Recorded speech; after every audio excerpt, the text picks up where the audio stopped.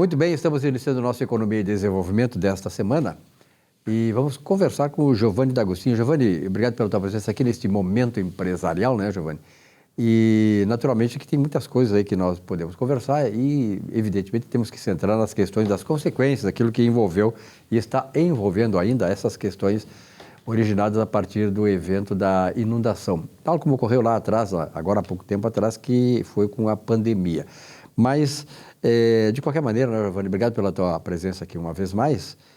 Nós vimos aí uma certa ineficiência, né? Eu acho que tu constataste isso, na flexibilização das leis trabalhistas nesse estado de calamidade que se abateu sobre o Rio Grande do Sul. Concordas com isso? Silvio Lopes, primeiramente, agradecer a oportunidade de estar aqui no seu programa.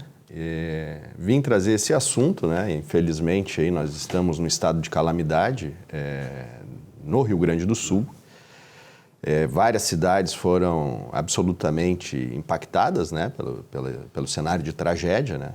Temos aí, por exemplo, Eldorado do Sul, né? Lajeado, Arroio do Meio, diversas, Roca Salles, né? Mussum. E Porto Alegre também, né? Claro. Canoas, enfim.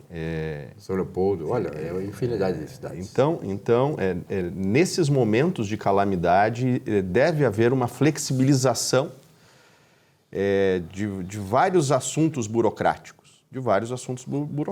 Né? Inclusive os trabalhistas, né? Porque as pessoas não têm como dar conta nesses momentos de dificuldade extrema para cumprir com todas as regras como ordinariamente elas são cumpridas, não é? E para isso existe o governo, né? O governo para liderar esse processo de facilitação, né?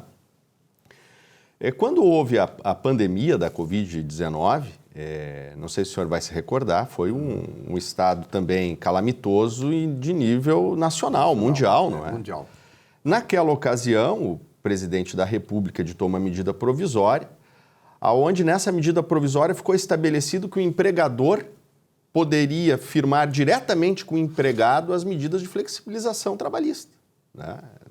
Dando essa liberdade para ambos, né? Exatamente, é um processo muito mais rápido, né? É excepcional, mas é muito mais rápido e menos burocrático, que o próprio empregador firme com empregados essas excepcionalidades, certo? E naquela ocasião, o governo federal também, de fato, auxiliou as empresas, na medida em que o empregado e a empresa e o seu empregador puderam suspender os contratos de trabalho durante o período calamitoso, e o governo pagava 70% do salário, tendo ali um limite, não é? E a empresa pagava 30% do salário. Não sei se o senhor se recorda. Me lembro exatamente, Então, decorrente dessa medida provisória, né, que foi editada naquela época, o Congresso Nacional transformou numa lei, né? É a Lei Federal número 14.437 do ano de 2022, né? Então, se os telespectadores tiverem curiosidade, os empregados, os empregadores, é a Lei Federal número 14.437. E essa lei federal, ela delegou, digamos, para o Poder Executivo da União, né? Dada a peculiaridade de cada localidade que sofreu essa calamidade pública, delegou, então, para o Poder Executivo da União fazer a devida regulamentação, né, pontual que decorre dessa lei, certo? Então está lá escrito na lei que é o Poder Executivo Federal quem tem que tomar a iniciativa de promover ali as atividades decorrentes dessa lei, dessas flexibilizações. Muito bem, o que fez nesse estado calamitoso do Rio Grande do Sul o Poder Executivo Federal?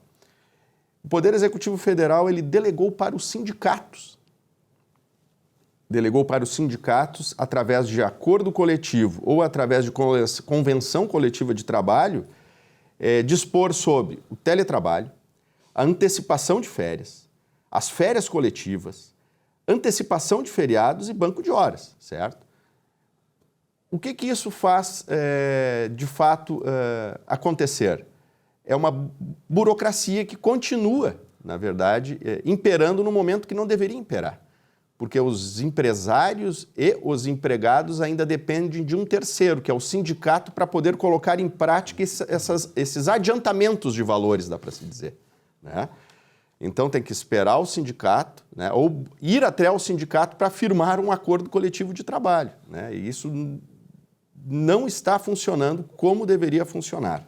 Isso, de certa maneira, distingue o governo anterior deste, né? O governo anterior dava liberdade econômica, né, para os agentes que, na verdade, constroem o país, produzem a riqueza, de estabelecerem as suas regras de conveniência diante da situação. Este não. Este quer colocar o Estado, quando o Estado coloca um ente que é também tão poderoso e tão ineficiente quanto o Estado, que é o sindicato. Então, realmente mostra exatamente o viés ideológico de um e de outro. E ainda por cima, só para complementar, né, como que o governo terceirizou para o sindicato essa atividade, né, de disposição dos itens da Lei Federal 14.437? Foi através de uma circular do Ministério do Trabalho e Emprego, número 294. Né? Então, ali, através dessa circular 294 do MTE, né, se o telespectador tiver curiosidade, entra no Google, faz essa digitação. Ali, o ministro do Trabalho e Emprego, então, ali está bem claro que foi delegado para os sindicatos essas medidas. Só que as medidas que foram delegadas para os sindicatos são basicamente teletrabalho, né, que o teletrabalho já é uma realidade. Desde a pandemia, Desde a pandemia, não é? E essas antecipações, basicamente, são essas, né? Então, o empregador ainda tem que pagar os valores que igual seriam pagos na frente. Então, está antecipando as férias para o empregado, né? O empregador ainda tem que dispor do numerário para poder pagar a antecipação das férias, né? Férias coletivas, né? Antecipação de feriados, o banco de horas, enfim, né? E ainda por cima depende aí da atividade sindical. O que o governo não fez, né? O que o governo não fez é que essa lei ainda prevê essa questão do auxílio emergencial. O que é o auxílio emergencial? O empregador e o empregado suspendem o contrato de trabalho e o governo efetivamente subsidia as quantias dos salários para os empregados. Isso realmente seria um subsídio público que ainda não aconteceu, né? Ontem estava indo no meu local de trabalho para verificar, a água entrou no meu local de trabalho e nós não conseguimos ainda acessar o local de trabalho que fica na região central. Então, diariamente, eu tenho ido, né? Eu tenho ido no meu escritório para ver como é que está a situação. Eu estava ouvindo o rádio e ali estava um dirigente do Ministério do Trabalho e Emprego, né? O dirigente disse que poderia o sindicato dispor da suspensão do contrato de trabalho para o governo pagar o subsídio. Só que, com todo respeito, me parece que essa é uma notícia fake, né? Vinda do próprio dirigente do Ministério do Trabalho, né? Porque, no final das contas, essa situação de poder fazer dessa forma me parece que não é factível, né? Porque o governo é quem tem que criar o mecanismo da empresa e do empregado em determinada região onde está afetada de promover a suspensão do contrato, encaminhar para o Ministério do Trabalho, né, do Ministério do Trabalho as informações da suspensão para que o valor ingresse no caixa do empregado, né, informando os dados da conta bancária, enfim, né, ou quem sabe o empregado ir na Caixa Federal para pegar parte, né, do subsídio salarial para ele. Isso não aconteceu, né? Então é isso, né? Esperamos um pouco mais do governo federal. A carga tributária aumentou, né? A carga tributária aumentou nessa gestão, né? Na gestão anterior, a carga tributária era menor e se conseguiu ali, apesar de todas as dificuldades, ainda dar conta de um estado pandêmico de todo o Brasil. Agora a gente está falando de uma região, de um estado, que é o Rio Grande do Sul. Deveria ser mais eficiente o governo federal, a meu juízo. Naturalmente, aí a gente coloca toda aquela questão, né, Giovanni, que a gente tem debatido aqui, o programa, inclusive, tem esse foco de trazer exatamente as questões de onde o Estado é eficiente, que é muito, muito raro, e onde ele é ineficiente. Ele é grande, gigantesco demais, né? E é ineficiente. E nessas alturas, ao invés de ajudar, de facilitar, ele acaba trazendo mais entraves ainda para o processo todo acabar acontecendo, né? Lamentavelmente, esse é o nosso... o Estado brasileiro, não é de hoje, esse Estado brasileiro vem sendo constituído, vem sendo configurado assim há muito, muito tempo. Então, nós temos que justamente trabalhar isso para que o Estado seja, não aquele Estado mínimo, né, Giovanni? A gente tem que conversar sobre isso. Quando nós, economistas, chamamos de Estado mínimo, é aquele Estado aceitável que seja o menos pesado possível para a sociedade e o mais eficiente do ponto de vista de eficiência, o mais eficiente do ponto de vista de resultados. né? Não adianta ter um Estado gigantesco que é completamente ineficiente. Então, ele atrapalha nos dois lados, sendo ineficiente e trazendo os recursos da sociedade em termos de impostos e não apresentando qualquer resultado. Mas parabéns aí pelo enfoque que tu dá nisso, realmente é uma coisa que nós temos que refletir muito, né? E pressionar o governo para que daqui a pouco ele ajude e não atrapalhe. Esperamos, né, que nos próximos dias o governo federal institua, de fato, essa flexibilização e esse subsídio, né? Hoje, o programa que nós estamos gravando hoje é dia 25 de abril, né? É possível que o senhor assista essa gravação depois, né? E espero, do fundo do coração, que quando o senhor assistir essa gravação, o governo tenha implantado aqui no âmbito do estado do Rio Grande do Sul esse subsídio real, digamos, né? Que até então não está ocorrendo, infelizmente. Giovanni, um grande abraço e até a próxima. Até a próxima, um abraço. Olá, nas horas difíceis, quando tudo parece ruir, o viver na e pela espiritualidade nos garante a paz, a lucidez e a coragem para agir e também superar a tudo. Viver na transcendência é reconhecer que o mundo vai bem além da matéria. Como hoje, vivemos mergulhados no vazio de uma existência sem propósitos, amarguramos a solidão, o descaso, a própria insensatez de continuar insistindo no erro. Volte-se ao espiritual. É nesse campo eletromagnético que nos reencontraremos conosco mesmos e com a verdade suprema. A vida, creia, só ganha sentido a partir dessa forma comportamental que viermos a adotar. No mais, como dizia o filósofo dinamarquês Søren Kierkegaard, a vida nada mais é do que uma sucessão infindável de tragédias pessoais. Pense nisso e boa semana. Muito bem, nós vivemos aí um período muito difícil, né? Desde a pandemia para cá e agora com as inundações aqui no Rio Grande do Sul. Naturalmente que isso aí impacta muito a vida de cada um de nós e de todos nós, principalmente aquele contingente populacional que foi diretamente atingido pelas enchentes. Eu me refiro mais à enchente agora, a pandemia já passou lá há mais tempo, né? Mas também são dois eventos recentes que impactam muito as nossas vidas, as nossas comunidades e mudam a maneira, muitas vezes, né? Nosso mindset, assim, de ver a visão do mundo. Isso aí, as tragédias acabaram, ao longo da história da humanidade, nós sabemos como isso funciona. Então, nós vamos conversar hoje com a Luciana Guedes Brum, que ela é coordenadora da Escola Divino Mestre, gestora educacional. Luciana, obrigado pela tua presença aqui. Na verdade, né, Luciana, nós estamos vivendo um grande impacto aí com essa questão da inundação, já tivemos lá a pandemia e tal, e como coordenadora lá da Escola Divino Mestre, que presta um trabalho extraordinário aqui para a comunidade educacional do Rio Grande do Sul, como é que tu está vendo isso? Como é que vocês estão tratando isso, sobretudo com a criançada? Bom, muito obrigada, Silvio, pelo convite. Esse assunto retrata bem o cenário atual que a gente está vivendo, né? Enquanto escola, não só Divino Mestre, mas as escolas em si, elas têm esse movimento de acolher, de abrir as portas, foram as primeiras a abrirem as portas para receber as pessoas, né, que ficaram desabrigadas.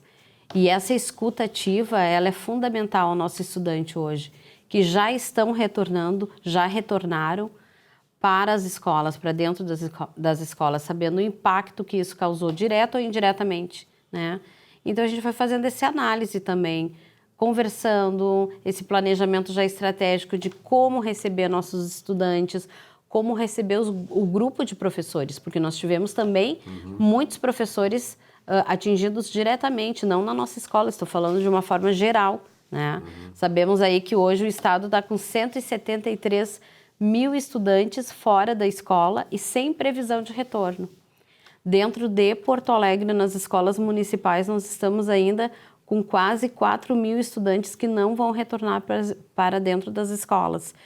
E diferente, tu citou a pandemia e a gente tem esse sentimento ainda que é muito recente, do afastamento do estudante da sala de aula, mas a gente se conectava com ele, ou de forma remota, online, a gente tinha esse contato, mas hoje nós não sabemos ainda onde estão todos esses estudantes. É que houve perdas materiais, as pessoas perderam casa, perderam os contatos, né? Então, realmente, até celulares, essas coisas todas que, de certa maneira, nós interagimos através do celular, nos conectamos, né? Mas, e evidentemente, né, Luciana, não só a comunidade escolar, não só os estudantes sofreram isso, mas a comunidade de modo geral, porque o estudante, ele tem o pai, tem a mãe, tem a casa, tem os avós e tal. Então, isto trouxe um agravamento maior nesse impacto emocional, intelectual, mental, para essas pessoas. E aí, claro que cresce muito mais ainda a importância, né, da comunidade escolar, como vocês, educadoras, de trabalhar isso aí. Sim. A educação, ela de fato é construção de conhecimento, é levar informação para os nossos estudantes para que a transformação aconteça, né? Então, esse sentimento, a gente não tem como chegar agora exigindo conteúdo, né? Então, até o nosso planejamento estratégico educacional mudou. Hoje a gente fez uma parada para acolher esse estudante, para escutar e poder retomar as atividades. Inclusive, alguns alunos na chegada, o sentimento é como se o ano estivesse começando, porque foi uma parada tão brusca, tão impactante, essa necessidade de voltar ao seu ninho escolar, né? Ao acolhimento da escola. Então, sim, fazer essa escuta, trabalhar o emocional, mostrar de que forma a gente pode ajudar. E a escola está fazendo um ponto de coleta muito forte lá dentro, como a gente sempre faz em várias campanhas, né? Mas eles estão podendo ajudar, inclusive, em alguns momentos, aqueles que querem ser voluntários, ajudando nas marmitas, ajudando a fazer sanduíches que são distribuídos.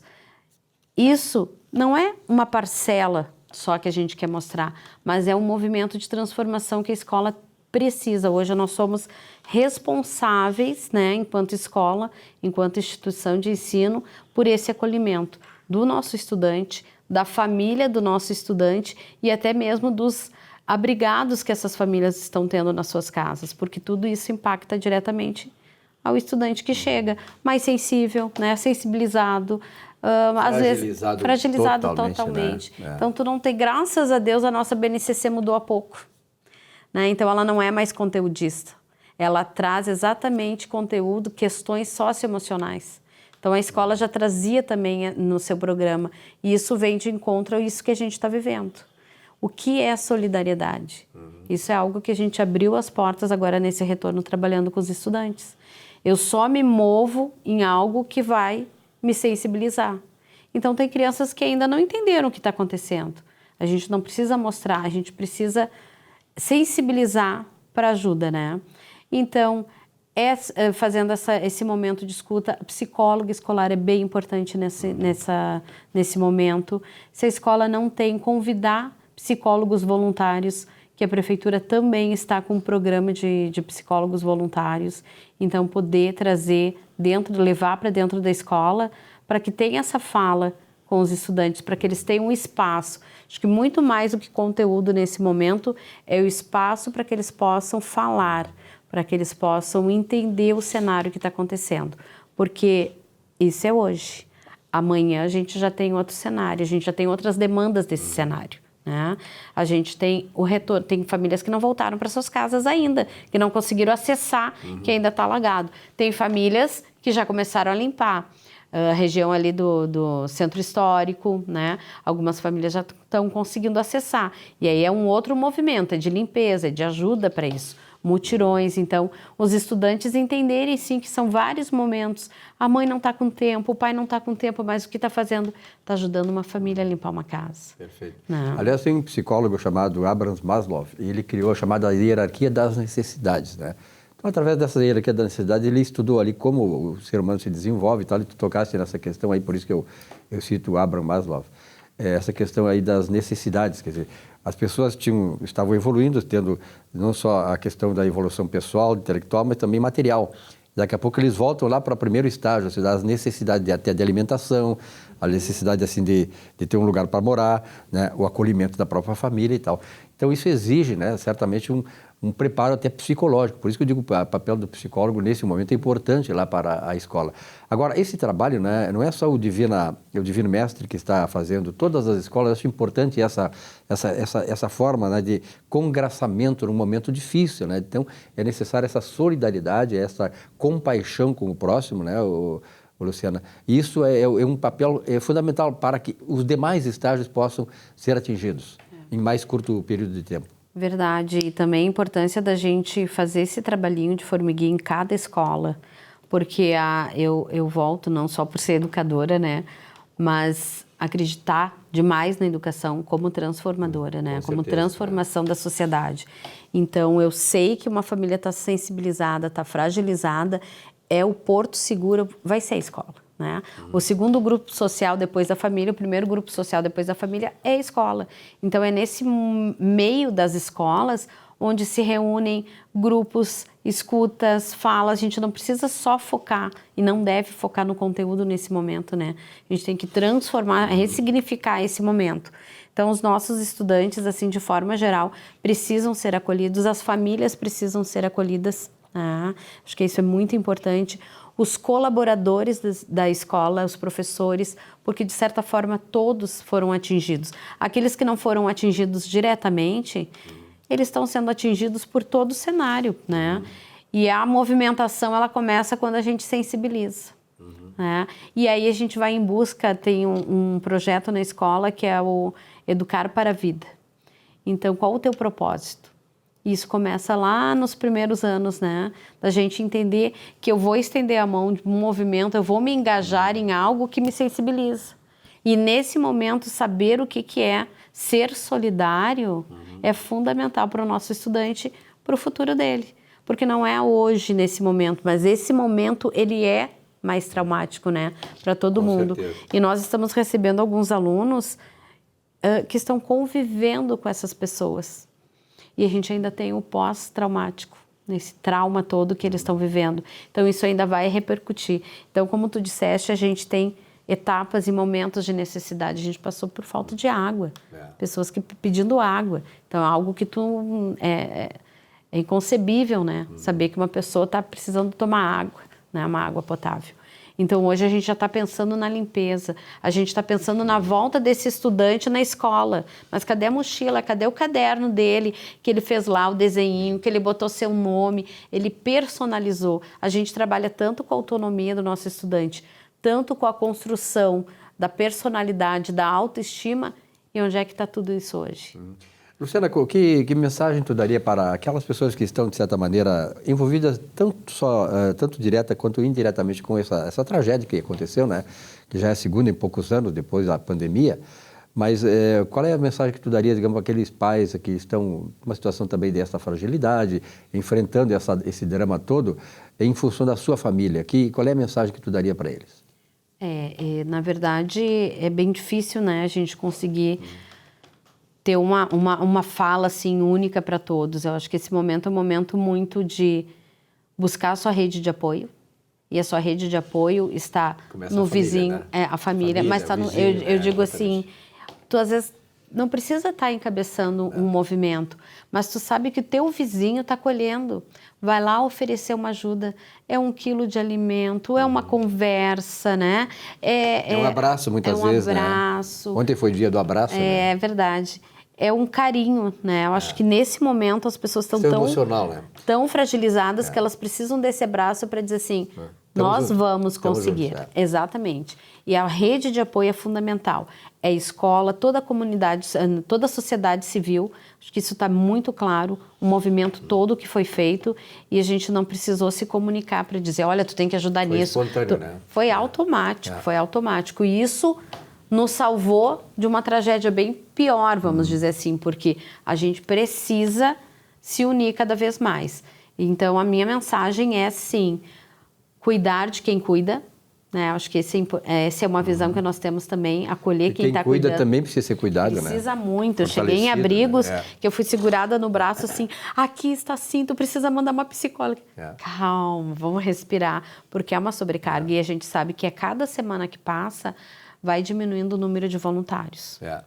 E isso é uma preocupação, porque as pessoas precisam retomar a economia das suas casas, dos seus lares. Então, assim, não se sintam abandonados, né? Eu acho que é essa mensagem que eu quero passar. Nós, da sociedade civil e pública, estamos aqui e estaremos para as próximas ações, né?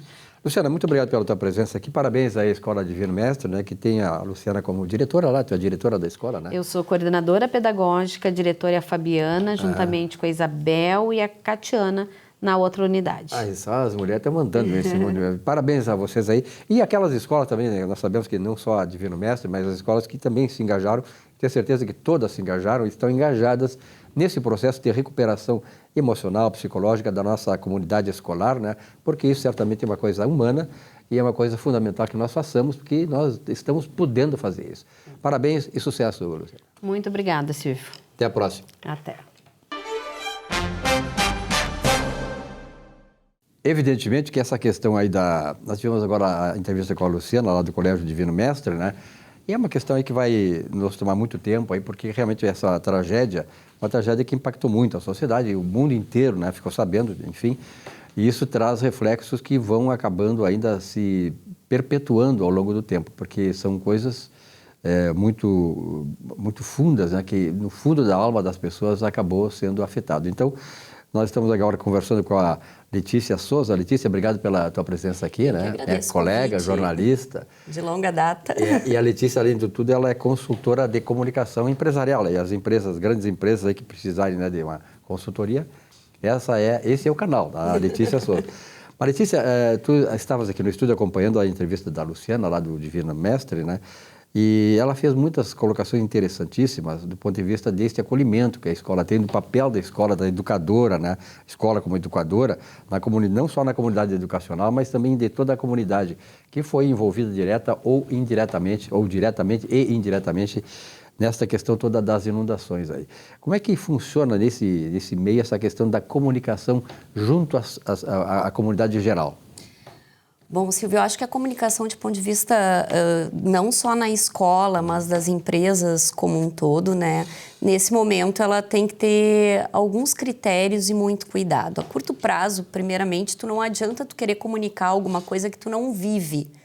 Você tem que fazer sentido. Então, não adianta tu querer ajudar o próximo, ajudar o bairro, ajudar a cidade, ajudar o estado, se tu não olha para dentro e cuida, por exemplo, dos teus colaboradores, né? Então, primeiramente, ter esse cuidado interno é o que vai trazer verdade para essa comunicação em si. Amar o próximo como a ti mesmo. Se tu não poderá amar o próximo, tu não te ama a ti próprio. Né? Exatamente. Então, assim, tem muitas empresas que querem fazer grandes mobilizações e divulgar essas mobilizações, surfar na onda, assim, com respeito à analogia, para aparecer, mas isso pode ser um aspecto que vai prejudicar ainda mais a autoridade, a reputação, quando aquilo não está conectado com a tua essência. Então, entender o que tu faz internamente, o teu propósito, o que tu vai levar para fora. E esse para fora, levar aquilo que faz sentido. É utilidade pública? Vai ajudar? Vai ter algum ponto de transformação, por exemplo, no caso do Divino Mestre. É muito fácil trabalhar essa solidariedade, porque isso, por essência, já está dentro do propósito deles. Então, o engajamento externo, como, por exemplo, um ponto de coleta, não necessitou de uma grande divulgação, porque foi aquela questão, as pessoas foram verificando, tu só formata e vai para fora. Agora, se tu faz uma comunicação que não é verídica, por exemplo, cria uma ação apenas para... Uma comunicação fake para fazer... Fake. Fake, né? Aí tu já tem um problema, até porque a conexão ela acontece a partir da verdade, né? E a própria conversão é consequência de conexão, né? Como é que tu visse as comunicações, assim, digamos assim, que estão acontecendo em função da inundação? Eu vi muitas empresas assim que realmente seguraram o conteúdo comercial e isso é muito importante nesse momento. Também teve alguns deslizes. Essa semana eu estava conversando, a gente comentou antes no estúdio, com uma conhecida, uma amiga que está acolhendo uma familiar. E lá pelas tantas a gente conversou, eu disse assim, tu acredita que hoje eu recebi uma propaganda de uma companhia aérea? Poxa... Um baita de um deslize, né? Quer dizer, corta esse tipo de segmentação, limpa a tua rede, né? Ou os teus canais de comunicação para que eles possam funcionar com o propósito que hoje aconteceu. Toda essa mobilização social que a Lu falou, né? Que está acontecendo, que realmente eu acredito que se não tivesse acontecido essa conexão, a gente teria um impacto... Enfim, com certeza, muito mais amplo, muito mais amplo. Muito mais dramático, né? Também aconteceu, por exemplo, pelos canais de rede social. Imagina se esses canais estivessem poluídos com campanhas comerciais, com assuntos desconexos desse momento. E aí também vem a empatia, né? O teu cuidado social com aquilo que tu fala, com a forma como tu fala e como tu trabalha. Essa questão, por exemplo, tu colocaste essa questão do foco da empresa e o momento certo de fazer certas coisas, é importante isso. Veja bem, nós estamos com a dupla Grenal, Grêmio Internacional, fora do Campeonato Brasileiro, exatamente porque, em primeiro lugar, não tem estádio para jogar. Em segundo lugar, num momento como esses, quem é o gremista, quem é o colorado, que ia se engajar no time, vivendo, né, direta ou indiretamente no estado, uma situação dessa, quer dizer... Então, isso mostra não só a sensibilidade dos órgãos públicos, né, mas também das empresas, da Confederação Brasileira de Desporto, no caso, da dupla Grenal, de, olha, não é o momento, agora vamos... O negócio, o foco todo é aquilo ali. Então, eu acho importante esse tipo de ação. E ainda estão lançando uma ação conjunta, exatamente, né? E aí a gente fala muito também na questão de exposição, né? Eu fiz uma ação social, divulgo, não divulgo? Como é que eu faço para colocar isso para fora, né? Voltando àquela história de interesse público, vai ajudar essa comunicação. Eu, por vezes, pessoalmente, acredito que tu divulgar ações, como voltando ali que tu citou a Luciana, né? Eles estão realizando, elas são inspiracionais. Claro. Porque num momento como esse, muitas vezes a gente congela. São bons exemplos, né, como se diz. E os bons exemplos, eles motivam e vão criando uma rede maior que acaba...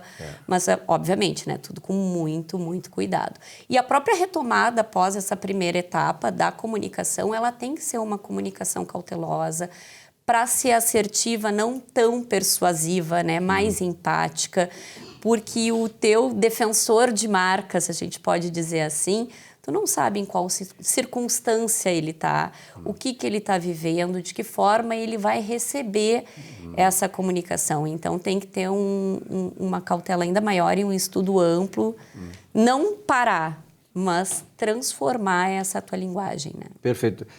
Letícia, pela tua experiência assim, nessa área de comunicação, como jornalista, como consultora empresarial também nessa área de comunicação, né? Como é que tu viu a situação, o posicionamento e a ação das grandes redes de comunicação nessa tragédia? Então... Se já deu para fazer um balanço. Já deu. Não, eu acho que assim, não tem como a gente não mostrar o que está acontecendo, né? Sim. É importante até para que as pessoas possam ter uma certa dimensão. Mas uma coisa que eu reflito, não é uma avaliação, é sobre a superexposição da tragédia, né? Do que deu errado. Também eu acho que é importante a gente começar a trazer o que deu certo, né?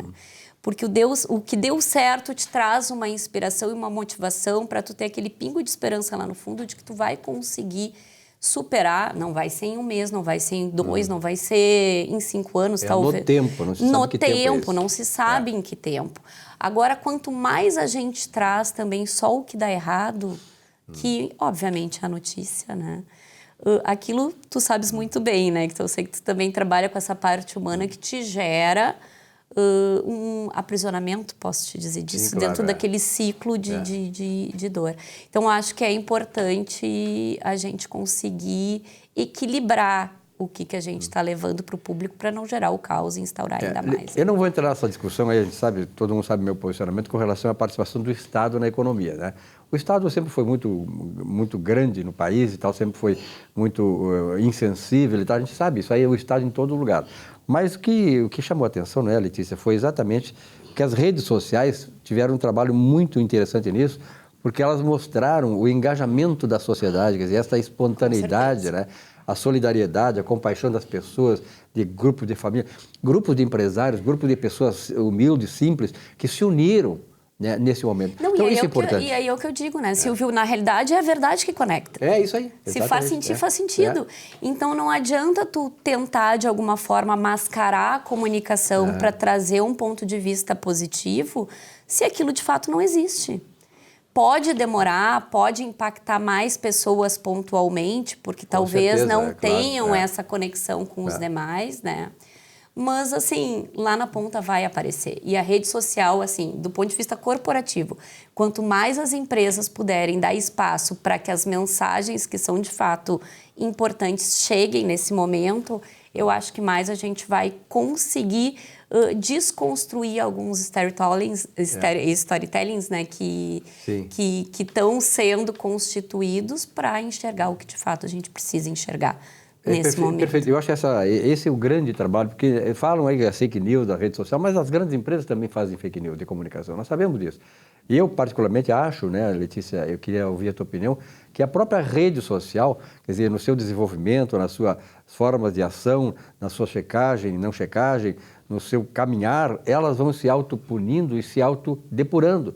Então, a própria verdade, ela vai emergir dessas coisas. Aí a gente vai entrar, né, assim, ó, na época da canetinha, né, a gente é de um tempo que o jornalismo não era tão ágil do ponto de vista digital. Instantâneo hoje, né? Hoje é instantâneo. E essa instantaneidade ajuda e muito, mas também, por vezes, prejudica essa questão de tu verificar os fatos, né?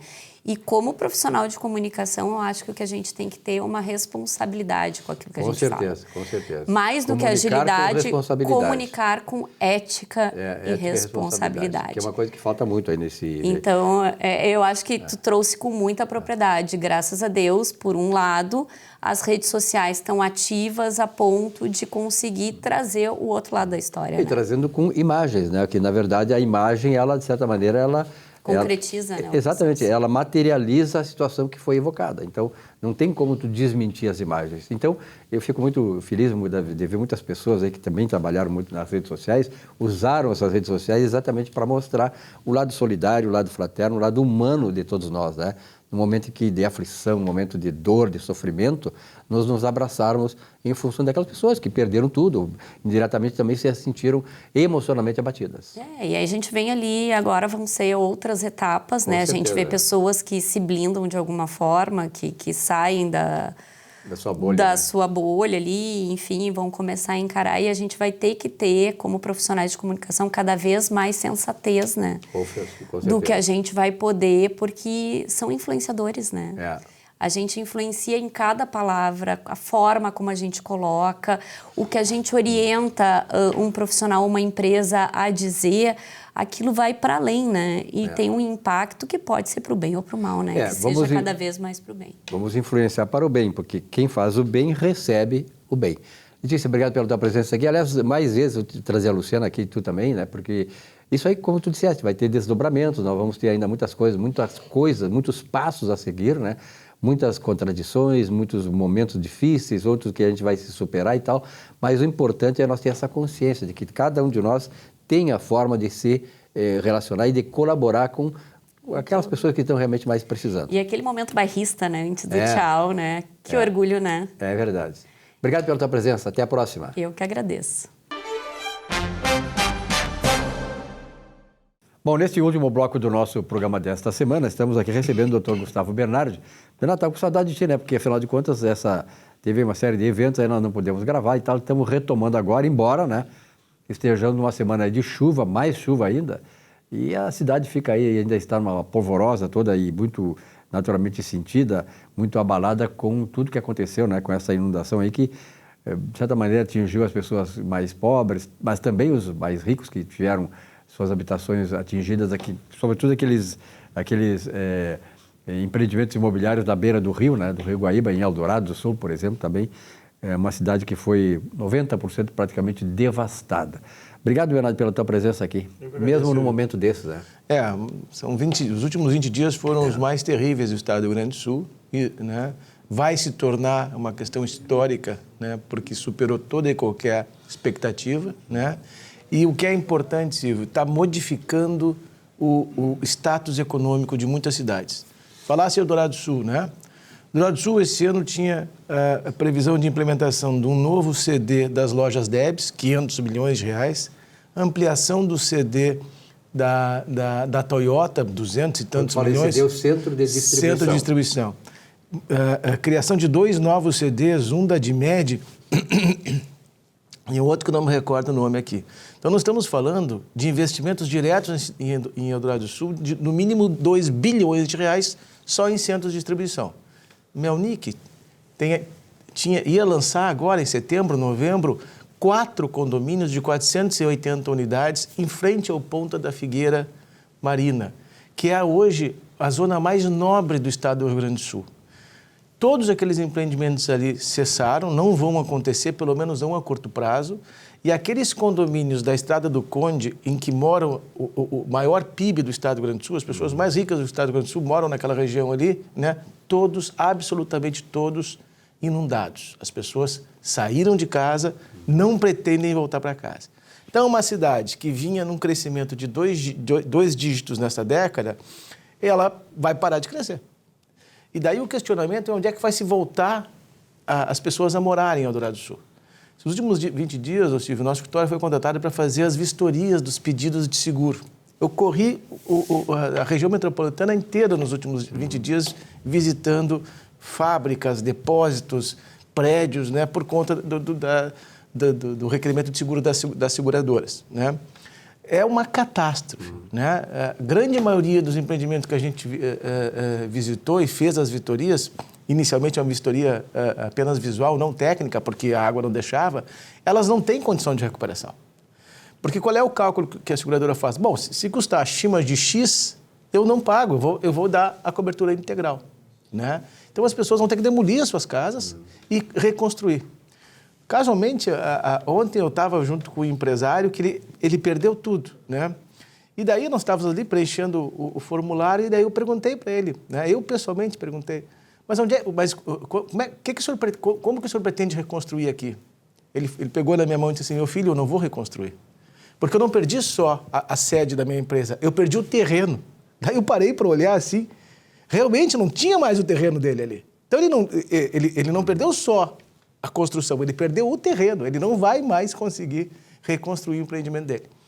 Então nós vamos ter que discutir, o poder público vai ter que auxiliar muito, né, em todas as esferas, municipal, estadual, federal, mas eu acho que muita coisa vai modificar de forma definitiva, Silvio, né? Nós vamos ter cidades como Canoas, Eldorado do Sul, Esteio, São Leopoldo também São foi Leopoldo, bastante, né? Gravataí.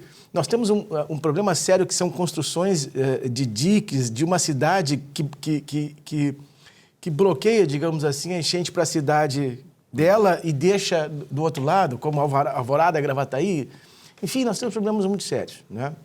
Mas o que eu queria também falar aqui, Silvio, é que dar um pouco de serviço aqui, como que as pessoas podem pleitear eventualmente as suas indenizações, os seus seguros, né? Então, veja, se você tem imóvel financiado que foi alagado, financiamento do sistema financeiro habitacional, com a Caixa, com bancos privados, mas um financiamento vinculado à aquisição do seu imóvel, obrigatoriamente esse financiamento ele tem um seguro vinculado. E esse seguro cobre danos físicos no imóvel, morte e invalidez permanente. Ele é um seguro que a gente chama de seguro compreensivo. Este seguro cobre inundações. Então é importante que, no primeiro momento que você consiga voltar para casa e visualizar a sua casa, acione o seguro, faça o requerimento de cobertura de seguro. Esse requerimento ele dá alguns benefícios, né? Não apenas de reconstrução, ou seja, de indenização daquilo que vai gastar para reconstruir, né? Mas também vinculados ao próprio saldo devedor. Muitas vezes essa reconstrução é tão difícil, é tão cara, que o seguro prefere quitar o saldo devedor, né? Aquelas pessoas que moram em áreas de risco, que costumeiramente tem enchentes ali, Gravataí, Esteio, ali do lado do Parque Assis Brasil, que é uma região de risco e tal. Essas regiões, historicamente, o judiciário tem determinado indenizações quando ocorrem indenizações, né? Tem determinado que as prefeituras, muitas vezes o Estado do Rio Grande do Sul, arque com esses prejuízos, né? Pessoas que tiveram carros inundados. Tem sido um questionamento enorme, né, nesses últimos 20 dias, Silvio, como é que se busca a indenização por inundação de veículo. Essa é uma indenização muito difícil. Menos de 1% dos contratos de seguro tem essa cobertura para veículos, né? Porém, né, é muito importante que você busque o seu contrato, pegue as cláusulas que são as cláusulas contratuais específicas da sua cobertura. Se você não recebeu no site da SUSEP, colocando o seu CPF, você vai encontrar na grande maioria das vezes. A sua seguradora é obrigada a lhe enviar e reenviar quantas vezes o senhor pedir, né? E contrate um advogado de sua confiança para analisar detalhadamente esses contratos. Eu tenho certeza... É um advogado que tenha experiência e seja especializado nesse segmento, que é muito difícil, complexo, mesmo. né? Ele é muito específico, né? Porque eu tenho certeza, Silvio, que o judiciário, ao longo que esses processos forem entrando, ele vai dar uma flexibilizada na interpretação de forma um pouco mais favorável ao consumidor, né? A gente está vivendo uma catástrofe, havendo cobertura securitária, é de se analisar a possibilidade dessa cobertura cobrir esses prejuízos, né? Com certeza. Doutor Gustavo Bernardi, gostaria de também aproveitar aqui a sua presença, porque ao longo do tempo, este programa aqui, sobretudo nesse ano, né, nós temos dado muita atenção à questão da revitalização do centro de Porto Alegre e do 4º Distrito. Ora, foram os 2 segmentos mais afetados aqui em Porto Alegre. O centro da cidade, sobretudo a partir ali da Andradas para baixo, né? E também o 4º Distrito. Nós tivemos uma devastação total no 4º Distrito. Como é que fica esse projeto todo, pensar Porto Alegre, de revitalizar o centro e, sobretudo, de localizar muitos empreendimentos no 4º Distrito para recuperar aquela zona? Muito importante a tua pergunta. Casualmente, terça-feira, houve uma reunião dos empresários do 4º Distrito da área de data centers. O que é data center? O 4º Distrito estava se tornando uma zona em que os grandes provedores de sistemas de informática estavam instalando as suas máquinas para sediar os sistemas das empresas, né? Essas máquinas todas, via de regra, são instaladas no térreo, porque é a área mais fria do imóvel, né? Isso tudo foi inundado, Silvio. Eu acho que o 4º Distrito vai ter que ser repensado. Eu acho que, como eu falei antes, muitos empreendimentos vão atrasar o seu lançamento ou não vão ocorrer, a não ser que o município, o ente público, dê a garantia necessária de que, bom, esse problema vai ter solução. Aumento das comportas, manutenção dos equipamentos, aumento da vazão das bombas, reforço dos diques, né? O 4º Distrito vai ser todo ele repensado, né? O centro histórico é um problema sério, porque ele fica no mesmo nível do Guaíba, né? Então, a solução ali vai ser muito mais difícil, né? Se a gente observar, o centro foi inundado não por cima do muro da Mauá, foi inundado pelos esgotos, pelo encanamento que deveria tirar a água do centro, né? E como não tinha força, ela voltou. Então, acho que isso tudo vai ser repensado. As grandes construtoras, Silvio, né, já estão há 7 dias fazendo brainstorm, fazendo suas reuniões e repensando todos os seus investimentos, né? Tanto nessa região do 4º Distrito, quanto na região do centro e principalmente na região metropolitana. Perfeito. Bom, doutor Gustavo Bernardi, obrigado pela sua presença aqui, esses esclarecimentos importantes no momento de tragédia e essa devastação toda que vai mudar o perfil da cidade e, sobretudo, o comportamento empresarial que, como tu disseste, vinha trazendo não só empreendimentos importantes para Porto Alegre, mas para aquelas cidades circunvizinhas. Eldorado do Sul, por exemplo, eu acho que Eldorado do Sul não tem como sobreviver mais, né? E era a cidade com maior crescimento per capita do estado do Rio Grande do Sul. Muito bem lá. Né? E aquela estrada do Conde ali, eu passei muitas vezes ali, realmente ali era uma região ia ser toda revitalizada, né? O CT do Grêmio ia aumentar ali, a quantidade enorme de jogadores que moram naquela região, naqueles condomínios ali, a cidade ela foi devastada. Um grande abraço, até a próxima. Até a próxima, Silvio. Nós ficamos por aqui com Nossa Economia e Desenvolvimento. Uma boa semana para todos vocês e até a semana que vem. Até lá.